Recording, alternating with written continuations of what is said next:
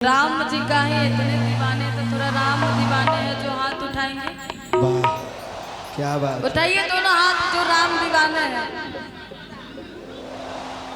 बोल सच्चे दरबार की जय जय श्री राम।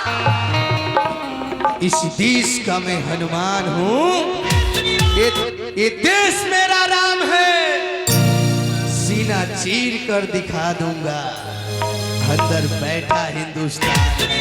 बाकी कहना है गुड्डू जी हाँ। कि गजल को हम भजन बना देते हैं। वाह गजल को हम भजन बना देते हैं, हिंदुस्तान में हम तिरंगा लहरा देते हैं।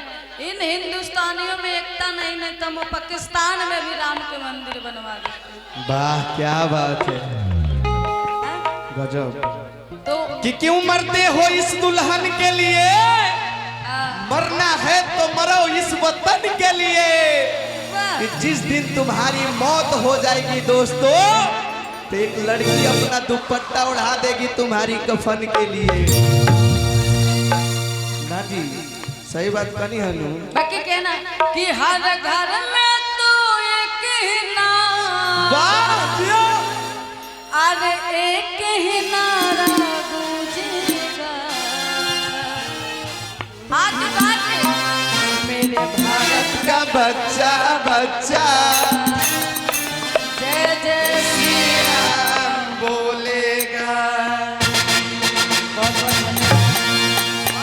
बाकी जो राम के दीवाने बिल्कुल हाथ ऊपर करेंगे, दोनों हाथ उठा के, हाथ नीचे नहीं रहना चाहिए ऊपर। कि हर घर में तो एक ही नारा,